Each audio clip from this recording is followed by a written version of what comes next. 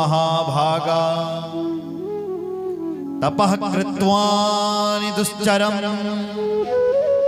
त्रीणि वर्षसहस्राणि निराहारो जितेन्द्रियः।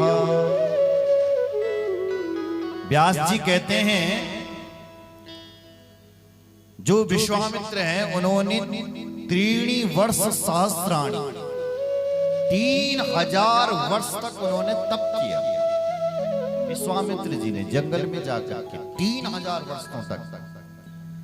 लेकिन 3000 वर्ष के बाद जब एक सुंदरी उनके सामने आई जिसका नाम था मेनका, तो मेनका नाम की सुंदरी पर वो मोहित हो गए और उसी से विवाह कर दिया और कुंतला जैसी बेटी को उन्होंने जन्म दे दिया। इसलिए बेटा एकदम सन्यासी बन गए और सन्यासी बन करके फिर तुम गृहस्थी हो गए, तो ये जीव का पतन का कारण होता है। बोलो जय श्री राम। इसलिए एक काम करो, सन्यासी बाद में बनना, पहले गृहस्थी बन जा, फिर सन्यासी तो बनना है। बड़े बड़े महात्माओं का मैं तुझे नाम बताता हूं। मैं तेरा विवाह किसी कुलीन स्त्री के साथ करता, लेकिन बालक एक नहीं माना। सुखदेव जी को ने जब कहना नहीं माना तो जनक जी के पास भेजा गया। जनक जी ने उनको समझाया, बेटा जीवन में 48 प्रकार के संस्कार होते हैं और गृहस्थ जीवन में 16 संस्कार पूरे करके भी व्यक्ति मुक्त हो सकता है। बोलो जय श्री राम। इसलिए तुम घर में जाओ और तुम्हारे पिता जैसा कह रहे हैं ऐसा कहना मानो और तुम विवाह करो। तो जब जनक जी ने समझाया तो सुखदेव जी के समझ में आ गया। भगवान सुखदेव घर आए और घर आकर के उनके पिताजी ने उनका धूमधाम से विवाह कर दिया। सुखदेव जी का विवाह पितरों की बेटी से हुआ। पितर कहां से हुए?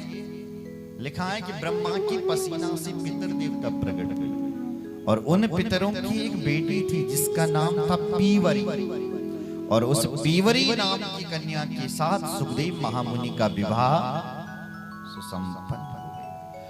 पितॄणां शुभगा कन्या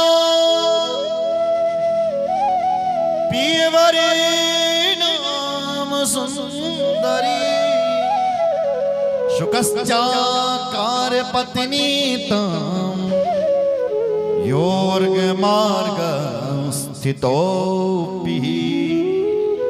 पितॄणां सुभगा कन्या पीवरी नाम सुंदरी। पितरों की बेटी पीवरी से भगवान सुखदेव का विवाह हो गया। सुखदेव जी ने विवाह करके कहते हैं 4 पुत्रों को जन्म दे दिया। कितने पुत्रों को? 4 पुत्र और एक बेटी को भी जन्म दे दिया। 5, 4 बेटा और एक बेटी। बेटाओं के नाम रखा गया कृष्णं गौर परमं च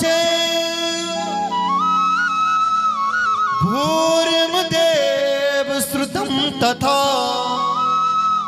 कन्यां कीर्ति समुत्पाद्या व्यास पुत्र प्रतापवान।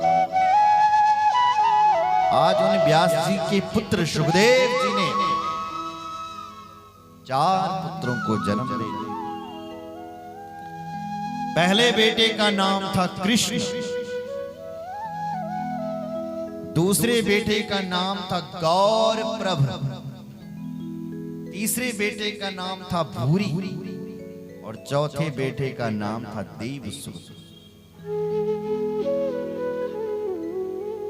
ये उन भगवान सुखदेव के बेटों का। और एक सुखदेव जी की एक बेटी है जिसका नाम है पीवरी, जिसका नाम है कीर्ति। पीवरी की पत्नी है। 4 उनके पुत्र हैं और एक उनकी पुत्री है जिनका नाम है पीवरी। ये 4 पुत्र और एक बेटी को जन्म देकर के भगवान सुखदेव कहते हैं वन की ओर जाने लगे। उत्पापात गिरे श्रृंगा सिद्धिं च परमां गतः आकाशको महातेजा विरजात यथा रवि। कहते हैं उत्पात गिरे श्रृंगा, सुखदेव जी ने उसके बाद तोते का रूप धारण किया और तोते का रूप धारण करके आकाश गो महातेजा, आकाश की ओर श्री सुखदेव जी महाराज उड़ गए तोता बनकर। और कहते हैं व्यास जी ने देखा कि मेरा पुत्र उड़ गया तोता बन करके, तो व्यास जी रोने लगे। रुदंतम समालक्ष्य व्यासं शोक समन्वितं पुत्र पुत्रेति भाषन्तं विरहेण परिलुप्तम्। रुदन्तं तं समालक्ष्य व्यासं शोक समन्वितं। रुदन्तं, व्यास जी का जो पिताजी हैं, कौन? वेद व्यास। वो वेद व्यास जी रो रहे हैं। पुत्र पुत्रेति भाषन्तं। हे बेटा रुक जाओ, रुक जाओ, मत जाओ, मत जाओ। श्रीमद् भागवत सुना होगा आपने। भागवत के वक्ता जब भागवत की कथा कहते हैं ना, तो कहते हैं सुखदेव जी जन्म होते ही जले गए, लेकिन जन्म होते नहीं, 4 बेटों को जन्म दे करके गए। वहां एक ही श्लोक लिखा है सुखदेव जी के बारे, और कोई श्लोक सुखदेव जी के लिए नहीं। पुत्रेति तनयं प्रव्रजन्तमनुवेदमवेद कृत्यं द्वैपायनो विरह कातर आजुहावा। पुत्रेति तन्मयतया तर्वोऽभिनेदु तं सर्वभूत हृदयं मुनिमानतो।